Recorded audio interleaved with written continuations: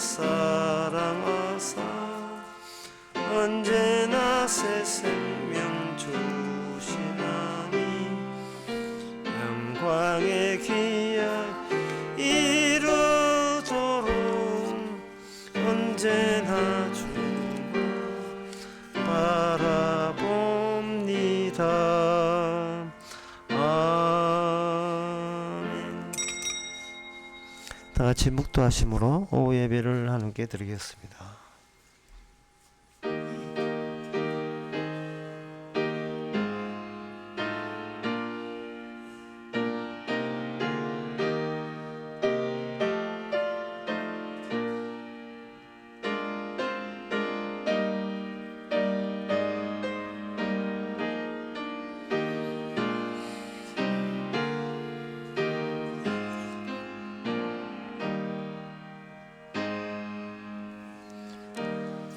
주께 힘을 얻고 그 마음에 시온의 대로가 있는 자는 복이 있나이다.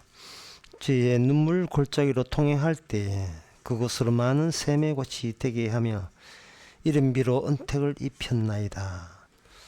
하나님, 우리가 몰랐던 다른 길, 눈물로 흘려야만 갈 수 있는 길, 눈물로 흘려야만 비로소 발견되는 샘이 있는 곳, 주님 가신 그곳으로 저희들을 이끌어 주신 주께 늘 감사하는 저희들 되게 하옵소서.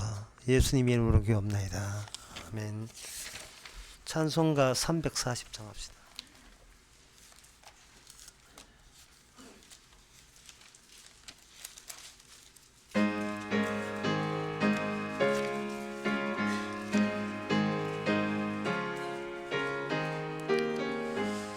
구주 예수 의지하여 심히 기쁜 이를세 허락하신 받았으 의심 아주 없도다.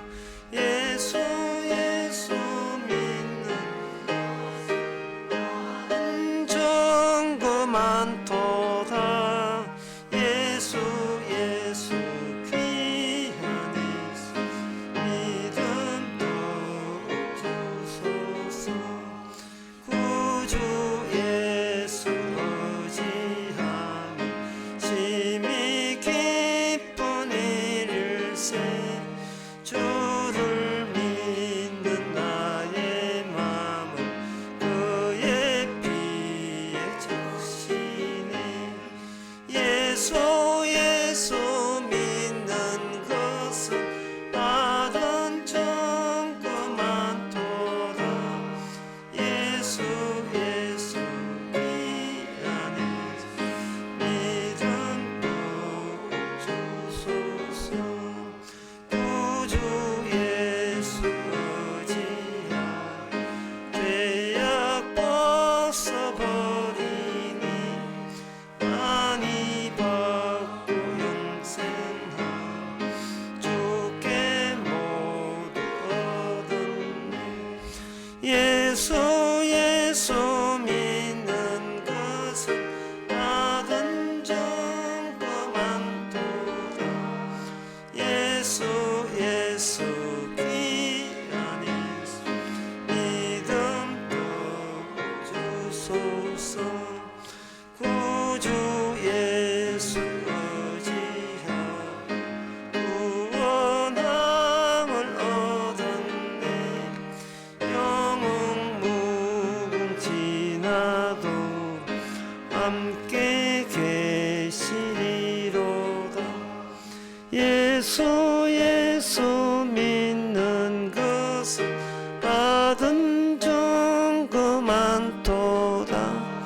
예수 귀한 예수 믿음도 주소서.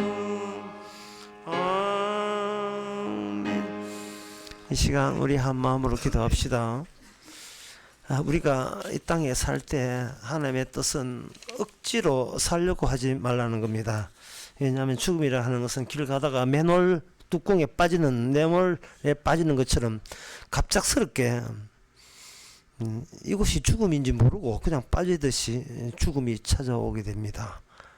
따라서 사나 죽으나 주의 것이라는 말씀을 되새기면서 오히려 반대로 하루하루 살아가는 것이 주님의 특혜를 입은 자의 혜택이다. 주께서 또 주님 살아계시니까 또 살려주시는구나 하는 마음으로 주님 살아계심을 증거하라고 살 수 있도록 다 같이 기도합시다.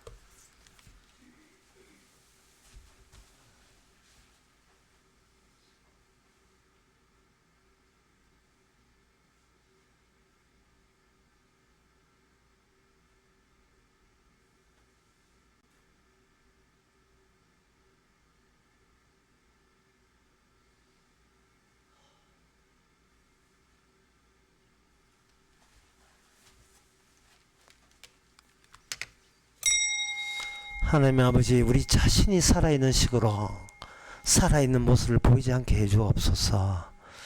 주님이 살아있는 모습으로 우리가 살게 하옵소서. 예수님의 이름으로 기도합나이다. 아멘.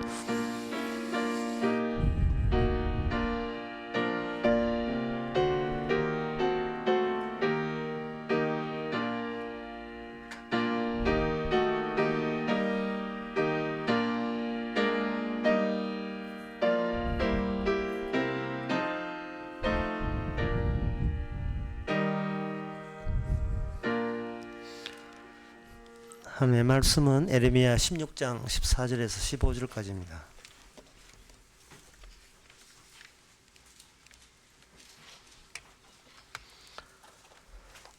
여호와께서 가라사대 그러나 보라 날이 이르리니 다시는 이스라엘 자손을 애굽 땅에서 인도하여 내신 여호와의 사심으로 맹세하지 아니하고 이스라엘 자손을 북방 땅과 그 모든 쫓겨났던 나라에서 인도하여 내신 여호와의 사심으로 맹세하리라. 내가 그들을 그 열조에게 준 그들의 땅으로 인도하여 드리리라. 아멘. 하나님이 스스로 자신의 말씀의 형태를 바꾸는 이야기를 하십니다. 지금껏 이 약속의 땅에 이스라엘이 살고 있으니까 지금 계속해서 언급하는 것은 너희들 애굽에서 종되었던 집에서 너를 끄집어내었다. 계속해서 반복해서 이야기하고 있습니다.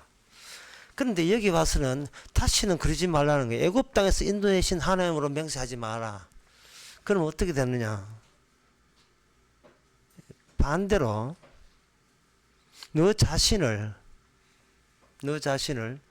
애굽 땅에 살아야 마땅한 인간으로 인식하는 가운데서 하나님께서 약속의 땅으로 이끌었다. 이렇게 하라는 거예요. 하나님이 나를 추방하는 것이 너무나 마땅하고 우리의 본성에 합당한 조치를 해 주신 것에 대해서 감사하라는 뜻입니다. 이것을 달리 쉽게 표현하면 이렇습니다. 천국은 하나님에게 필요한 것이지 우리에게 필요한 것이 아니라는 거죠. 천국은 내가 들어갈 곳이라고 고집 부려버리면 하나님의 일관성이 다 깨져 버립니다. 왜 하나님은 이랬다 저랬다 해서 왜 헷갈리게 만듭니까? 전에 하나님이 이렇게 해준다 해서 믿었는데 왜 이어서 변형시켜버리면 나는 또 뭐 하나님에서 또 뭐 변형될 걸 또 믿어야 되지 않습니까? 하는 고민이 우리에게 나타나야 되는 거예요. 그것은 우리에게 문제가 있는데 우리에게 주님이 필요한 것이 아니고 주님에게 우리가 필요하다는 생각을 해야 된다는 겁니다. 그 생각을 바꾸려면 우리가 이 세상에서 고생할 때 우리가 고생한다고 생각했는데 하나님께서는 뭐냐, 네가 고생한 그 현장에 내가 먼저 고생을 받았다는 식으로 하나님 자신을 우리에게 소개하고 있어요. 우리 인간들의 그 영웅담에 보게 되면 인간들의 그 구원자는 인간들은 고생을 해도 구원자는 고생한 데 있지 않고 바깥에서 우리를 건져주는 양상이에요. 그런데 하나님의 구원은 뭐냐면은 네가 아직 고생한다 하지만 아직도 네 자리 못 찾았다. 네 나만큼 고생해야 그게 네 자리야 라는 식으로 이야기해요. 어디서 엄살이야? 어디서 엄살 부려 내 앞에서. 네가 고생을 알아, 뭐 이런 거죠. 네가 개맛을 알아 하는 것처럼 네가 고생하는 걸 알아. 네가 그 인생에 대해서 알아, 이렇게 되는 겁니다. 그래서 하나님께서는 이러한 바꿈을 통해서 이스라엘 백성들로 하여금 자기한테 속하지 않고 어떤 사건 안에 속하는 방식을 사용하십니다. 이게 지금부터 약간 어려운데요. 이건 별로 크게 어려운 건 아니지만 좀 어려울 수도 있는데, 그게 뭐냐 하면 이 안식일에 대해서 계명이 바뀌어요. 출애굽기 20장에 모세가 계명받을 때 안식일하고 신명기에서 주실 때 안식일 계명이 다릅니다. 어떻게 다르냐 하면은 출애굽기 20장에서 안식일 이야기할 때는 이렇게 이야기합니다. 하나님이 너에게 안식일 할 때 11절에 20장 11절에 엿새 동안에 나 여호와가 하늘과 땅과 바다와 그 가운데 모든 것을 만들고 제7일에 쉬었습니다. 그러므로 너희는 안식일을 복되게 하여 그날을 거룩하게 하라. 하나님이 천지를 창조했기 때문에 너는 그날을 하나님은 나를 쉬었다는 것처럼 너도 쉬어야 된다는 거예요. 근데 똑같은 십계명이 안식일 계명인데 신명기 5장 15절은 이렇게 되어 있습니다. 어떻게 되어 있냐 하면은 14절에 제7일은 너희 하나님 여호와의 안식인지 너나 아들이나 딸이나 내 남종이나 여종이나 내 소나 내 낙이나 내 모든 육축이나 내 문화에 거하는 객이라도 아무 일도 하지 말고 내 남종과 여종에게 같이 안식을 지키라. 이를 기억하라. 내가 애굽 땅에서 종되었던 것을 너로 이끌었기 때문에 너는 안식하라는 거예요. 이것은 하나님께서 천지를 창조하시고 멈추고 있는 게 아니고, 하나님의 천지를 창조하시는 하나님이 자기 내부에 자신이 스스로 해야 될 목표점을 향하여 하나님 본인이 가만히 있지 않고 백성들과 함께 동행하고 있다는 증거입니다. 이걸 히브리서 그 6장에서는 굉장히 함축적으로 이야기하는데, 그게 뭐냐? 맹세라는 거예요. 하나님은 이야기를 할 때 항상 일방적으로 이야기해요. 우리 협조를 구하지 않고 일방적으로 이야기해놓고 그 스스로 그걸 지켜나가는데, 그게 뭐냐 하면 나는 맹세했다. 나는 맹세했다. 사람들은 그 소리 듣고 하나님이 우리한테 맹세했구나. 아니야. 내가 너하고 맹세한 것이 아니고 나는 나에게 맹세했다. 하나님이 둘로 나눠지는 겁니다. 맹세, 약속을 주신 하나님과 그 맹세에 대해서 성취하는 하나님을 이 땅에 따로 보내가지고 주고받고에 눈여겨봐라는 거예요. 하나님이 약속을 주신 하나님과 약속을 실천하는 하나님 사이에 오고 가는 그 편지, 고려, 사랑, 그에 대한 신뢰, 그걸 보라는 겁니다. 이스라엘은 그 점을 보지를 못했어요. 이스라엘 백성들은 약속에 딱 오면 그걸로 전부라고 여겼던 겁니다. 예를 들면 이스라엘 백성은 유월절을 나올 때 양 발랐어요. 물에 양 발랐더니만 다른 집에는 마지가 다 죽었는데 이쪽은 마지가 죽지 않았어요. 이스라엘 백성들은 이걸 상당히 기적으로 고맙게 여겼던 겁니다. 근데 그게 무슨 소용이 있어요? 그게 아무 소용이 없어요. 왜냐하면 그들은 여전히 자기 자신이 하나님의 맹세를 가리고 있다는 것을 모르기 때문에 그렇게 안다 할지라도 그건 소용없는 겁니다. 출애굽기 11장 13절에 보면 내가 애굽 땅을 칠 때에 그 피가 너의 거하는 집에 있어서 너를 위하여 표적을 삼으리라. 내가 그 피를 볼 때에 넘어가리라 이랬거든요. 이 말씀에서 우리가 놓치지 말아야 될 것은 하나님께서 애굽을 쳤다는 겁니다. 너희들 구원하게 친 게 아니고 하나님께서 직접 너희들이 상대 못하는 애굽과 상대해서 애굽의 모든 신들과 그 땅을 친 거예요. 자, 그거는 무슨 뜻이냐 하면은 하나님께서 애굽 땅, 그 애굽 땅 자체를 하나님께서 이제는 어디까지 키우느냐 하면 약속의 땅에 살고 있는 그 히브리인들, 이스라엘까지 애굽 땅화 시켜버리는 겁니다. 피의 정체가 아주 드러나지 않았어요. 유월절 피, 짐승의 피만 드러났지, 짐승의 피가 모형이거든요. 이 모형이 실제로 하나님의 피, 출애굽기 20장 28절에 나온 말씀입니다. 하나님의 피로 교회가 삼았다 했으니까 유월절 약 짐승의 피가 인간의 피가 아니고 하나님의 피가 될 때까지의 그 절차가 남아 있었던 겁니다. 그 절차에서 하나님이 자기가 던진 명세를 스스로 일구어 나오고 전개해 나가는 것에 대해서 이스라엘 백성을 이용하신 거예요. 하나님께서 그렇게 하신 겁니다. 이 이용하심에 대해서 자, 우리가 어떤 것이 필요한가를 한번 생각해 봐야 됩니다. 사람들이 술 먹는 이유가 뭐냐? 자기를 잊지 않기 위해서 술을 먹어요. 자기 자신을 돈독히 하기 위해서. 그런데 뭐라고 하냐면, 술을 왜 먹냐 하면 그만 나를 팍 잊어버리려고 술을 먹는다고 이야기해요. 인간들은 반대로 이야기하고 있습니다. 그래서 하나님께서는 이 술 이야기도 마찬가지지만 하나님께서는 자기의 하는 일이 인간들이 끼어들지 못하는 그 방법을 사용하는데, 그게 오늘 설교의 핵심입니다. 인간의 신체는 사건의 종합입니다. 인간은 자기 육신을 내 것이라고 여기고 있죠. 그러면 주님의 주신 이 구약의 역사, 구약 역사를 이렇게 누가 묻거든, 구약 역사가 뭐가 하거든, 이렇게 하면 돼요. 도마에다가 획거리 놔두고 사건을 토막 내는 거예요. 하나 토막을 내요. 토막을 내버리면 이스라엘 존재는 날아가고 이스라엘 자체가 하나님이 개입한 사건의 종합, 사건의 중첩으로서 새로운 이스라엘이 등장하는 거예요. 자, 에이미야, 오늘 본문 이야기는 이런 이야기입니다. 본문 이야기는 수요일 때 언급했지만 제2출애굽이에요. 제2출애굽이다 이 말. 전에 첫 번째 출애굽은 이스라엘 백성들이 뭐라고 생각하냐 하면 우리를 살리기 위해서 하나님의 사건을 일으켰다고 이야기합니다. 뭐 당연하죠. 유월절 피 발랐던 인간 그게 살았잖아요. 그런데 그 첫 번째 출애굽에서 그들이 몰랐던 게 있어요. 그 사건이, 애굽을 치던 그 사건이 이제는 자기를 애굽으로 생각해서, 우리 이스라엘을 애굽으로 생각해서 친다는 생각을 추워도 못했던 거예요. 그리고 하나님이 구원한 아들은요, 예수님이십니다. 우리가 아니고.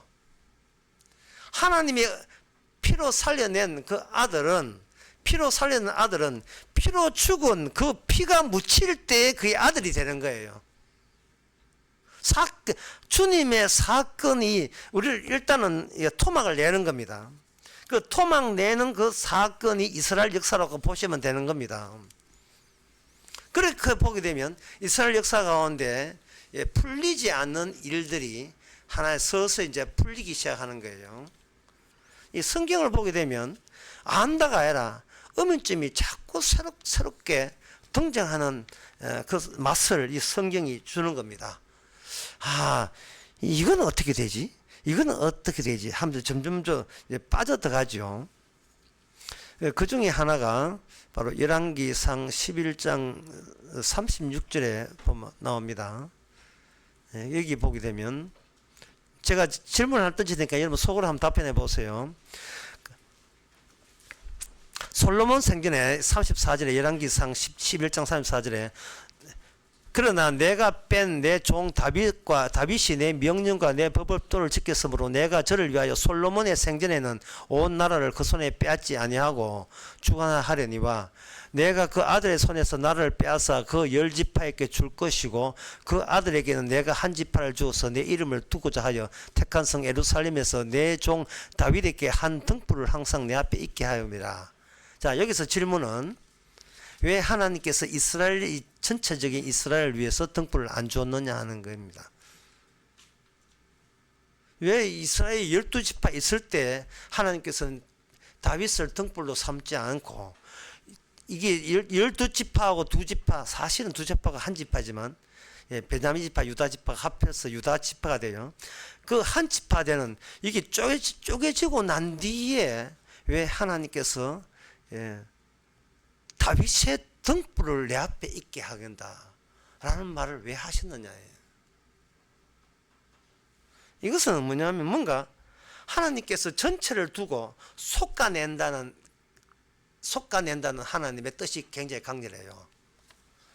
다가 아니고 뭔가 사건을 통해서 잘라내고 무자르게 잘라내어서 인간 속에 없는 것을 끄집어내는 겁니다.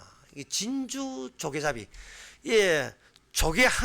조개를 먹기 위하여 그 안에 진주 하나 키우기 위해서 그 진주 조개잡이에 나서듯이 하나님 이스라엘이라는 외곽에 인간의 죄악된 인간 이스라엘을 통해서 거기서 진짜 진주를 끄집어내는 방식으로 그 죄 안에서 보호를 만드는 방식으로 천국을 만드시는 거예요.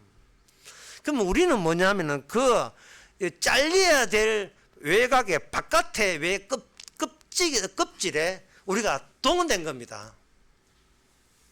껍데기는 버리고 알갱이는 취하는 방식. 그게 바로 구약 이스라엘 방식입니다. 또 하나 예를 들면 바로 등불에 관한 건데요. 열왕기하 8장 19절에 여호와께서 그 종 다윗을 위하여 유다를 멸하기를 절개하지 아니하였으니 벌써 분위기가 싸하지요. 이게 뭐냐 하면은 유다가 너무나 범죄해서 하나님께서 여호사밧 왕에게 징벌을 내려도 되는데 또 여호사밧도 그렇고 여호람도 그렇고 하여튼 이 아합의 딸로 인하여 북쪽이고 남쪽이고 전부 다 멸망해도 되는데 유다를 벌하기를 절개하지 아니하였으니 이는 그 자손에게 항상 등불을 주시겠다고 하였다 이 말이죠.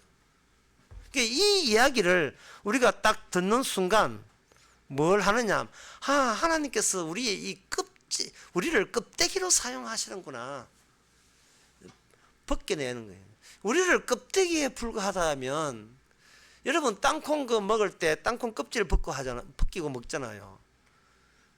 그 땅콩 껍질이라고 생각한다면 땅콩 껍질이 얼마나 편하고 가볍습니까? 인생이 굉장히 가볍지요.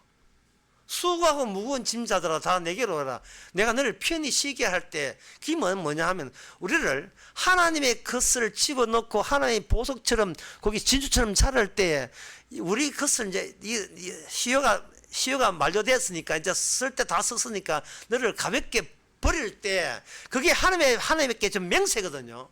이게 약속이다 이 말이죠. 약속을 믿는다는 것은 하나님께 충분히 사용하시고 우리를 버릴 때 버린다는 그 가뿐한 마음, 그걸 뜻하는 거예요. 두 번째 출애굽은 우리를 출애굽하는 게 아니에요. 예수님을 출애굽하는 겁니다. 저는 그 신학교 때 이 대목을 보고 제가 많이 놀랐어요. 아무도 이걸 이야기해 준 사람이 없었거든요. 무슨 이야기냐 하면 예수님이 그 크리스마스 때 설교에 자주 나오는데 여기 마태복음 1장에서 요셉이 일어나서 아기 데리고 이제 애굽으로 피신할 때 그때 주께서 선지자 호세아 말씀입니다. 선지자의 말씀에서 애굽에서 내 아를 불렀다는 이 대목을 어느 주석책에서 아무도 이걸 이야기를 안 해요. 애굽에서 내 아를 불러낸 거예요. 뭐가 애굽이냐? 현재 유대 나라가 애굽이에요. 그리고 애굽이 예수님 가 계신 그곳이 바로 천국이고 그게 바로 새로운 이스라엘이 되는 겁니다. 왜 우리는 위치 이동을 할 줄 몰라요? 왜 내 위치를 고수합니까? 껍데기인데 내가 주인공이 아닌데요.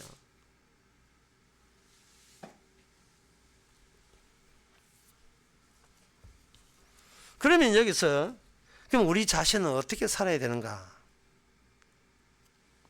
요한복음 1장 20절에 나오는 그 말씀, 참 이 말씀도 생각할수록 예매하게 어려운 말씀이 나옵니다. 요한복음 1장 20절 이 19절에 보면 유대인들의 예루살렘에서 세상과 레인들에게 요한에게 보내요. 네가 누구냐고 물었어요. 이 질문 잘못된 겁니다. 네가 누구냐? 이참 이게 우리도 잘못했지만 우리도 이런 식으로 살아가지만 절대 이런 식으로 살아가서 하는데 네가 누구냐고 물었어요. 이게 왜 그러냐 하면은요. 그 묻는 바리새인들 레인들이 평소에 타인에게 보여주는 식으로 나를 정립하는 방법으로 살아오기 때문에 그렇습니다. 남들이 볼 때 나는 무엇이다는 식으로 살아왔기 때문에 니도 내하고 똑같았잖아. 뭐 딴소리 하지만 니도 내하고 똑같을 거 아니냐. 나는 레인이고 나는 바리새인이고 나는 유대인이 지도자인데 나는 이런데 그 다음에 네 차례야. 너는 누구냐? 라고 물은 거예요. 요한이 이야기합니다. 요한이 뭐라고 답변하냐? 아니다고 답변해요. 나 그리스도 아니야. 나 선지자 아니야. 나 엘리야 아니야 라고 했어요. 특히 여기 이 대목에서 나 엘리야 아니야 라고 이야기했어요. 나 엘리야, 네 가로다, 네 엘리야냐? 아니다는 거예요. 그러면 세례요가 엘리야 아닙니까? 분명히 예수님께서는 세례요한 보고 세례요한 봤지 그게 엘리야라고 했어요. 예수님은 세례요한 보고 엘리라고 했는데 세례요한이 아니라고 난 엘리야가 아니라고 했어요. 예수님과 세례요한이 뭐 사연 의견 조율이 잘 안 됐습니까? 이건 뭐냐 하면은 이런 거예요. 예수님 앞에서 나는 누구라는 말할 자격이 우리한테 없다는 겁니다. 왜냐하면은 아브라함 바뀌고 야곱이 이스라엘 바뀌듯이 시몬이 베드로가 바뀌듯이 우리는 내가 누구다는 그 자체가 바뀌어야 되는데 그러면 나는 전에는 시몬이지만 지금 베드로로 바뀌면 되지 않겠냐. 그렇게 바뀌는 게 아니에요. 나는 누구냐가 아니라 나는 어떤 일을 부여받았다고 되는 거예요. 나는 누구냐는 애것으로 끝났어 이제는. 존재로 하는 끝났어요. 사건에 의해서 해체가 되어버리면 주님의 사건이 나에게 어떤 기능을 주는 겁니다. 이 사건 했다고 나는 누구냐고 이야기하면 안 돼요. 나는 목사답고요. 언제까지? 뭐 지금까지 해서 목사 다음 주는 보장 없어요. 보장 없습니다. 존재는 주님밖에 없어요. 왜 건방지게 지가 왜 존재 나는 누구나를 이야기해요? 세례요한은 나는 아니다. 너희들이 말하는 그런 질문에 나는 답할 게 없다. 나 엘리야도 아니야. 선지자 아니야. 주님은 세례 보고 선지자라고 했는데 본인은 선지자 아니에요. 나는 그리스도 아니다. 그럼 네 뭐야? 소리라는 소리. 여기 이제 물리학의 상전의 개념이 들어가는데 코체된 얼음이 녹으면 물이 되고요. 물이 익으면 기체가 돼요. 이걸 물리학에서는 상전이라고 합니다. 코체, 액체, 기체. 그걸 가만히 생각해 보니까 우리 성도하고 똑같아요. 성도가 물세례, 주님의 피세를 받으면 액체가 되고 이게 성령 받으면 성도는 그대 이름은 바람이 돼. 존재가 해체되고 망한 겁니다. 바람은 기능이에요. 어디서 오고 어디로 가는지를 본인이 결정하면 안 돼요. 시키는 대로 해야 돼요. 가면 가고 오면 오는 거예요. 세례요한이 이걸 알았다는 겁니다. 나는 소리다. 하나의 파동이다. 파동. 물리학은 파동이다. 중요한 것은 내가 나를 흔드는 게 아니고 주님 쪽에서 흔들어대면 나는 흔드는 대로 갈 뿐이다. 위에서 주지 아니하면 나는 아무것도 받을 수 없다. 요한복음 3장에 나온 말씀이죠. 저보고 주님 저보고 문서 성도는 어떻게 살아야 되는 문상이 있는데 간단합니다. 주님이 시킨 대로 하세요. 내가 거기다 평가하지 말고 남들이 어떻다 평가받지 말고 여러분들이 정말 성도라면 주께서 여러분들에게 시키는 일이 있을 겁니다. 왜냐하면 우리는 사건의 조합이기 때문에 사건의 종합이고 조합이거든요. 존재는 주님입니다. 우리는 기능입니다. 주님의 그 이스라엘 됨을 등장한 우리가 주님의 지체입니다. 그것이 바로 우리로 하여금 애굽 사람 되게 하시고 다시 우리로 하여금 피를 집어넣어서 피의 기능, 온전한 어린 양이 아예 정도가 아니라 어린 양의 피가 예수님의 피로 집어넣어서 피의 기능만 발산되게 하게 하는 우리는 주님의 껍질에 불과한 것을 여러분 편하게 생각하시기 바랍니다. 기도하겠습니다. 하나님 아버지, 남들이 뭐라고 하니까 우리도 나가 뭐 된 줄 알았습니다. 남들에게 보일 만한 것을 우리가 미리 장만해야 되는 줄 알았습니다. 그래야 기 안 죽고 그래야 사람답게 살고 대우받는 줄 알았습니다. 충분히 이 모두가 마귀의 장난인 것을 우리는 아니라고만 이야기할 수 있는 저희들 되게 하옵소서. 예수님의 이름으로 기도합나이다. 아멘. 찬송가 342장 합시다.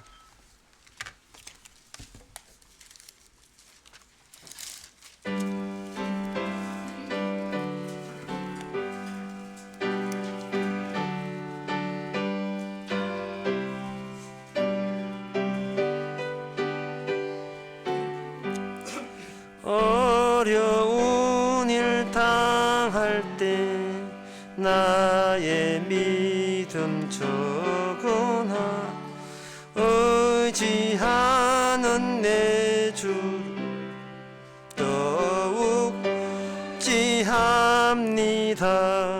세월 지나갈수록 의지할 것뿐일세. 아무 일을 예수 성령 내 맘에 밝히 비춰주시니 인도하심 따라서 의지합니다. 세월 지나갈수록 의지할 것뿐일세. 아무 일을 만나도 예수 의지합니다. 밝을 때에 노래며 어두울 때에 기도와 위태할 때 도움을 주께 간구합니다. 세월 지나갈수록 의지할 것뿐일세. 아무 일을 만나도 예수 의지합니다. 생명 있을 동안에 예수 의지합니다. 천국 올라가도록 의지할 것뿐일세. 세월 지나갈수록 의지할 것뿐일세. 아무 일을 만나도 예수 의지합니다. 기도합시다. 지금은 우리 주 예수 그리스도의 은혜와 하나님의 거짓 사랑과 성령의 충만하심이 우리 일생 속에 주께서 어떤 사건을 주었고 그 어떤 사건이 마무리되었는지를 비로소 발견하는 모든 성도에게 함께 계실지어다.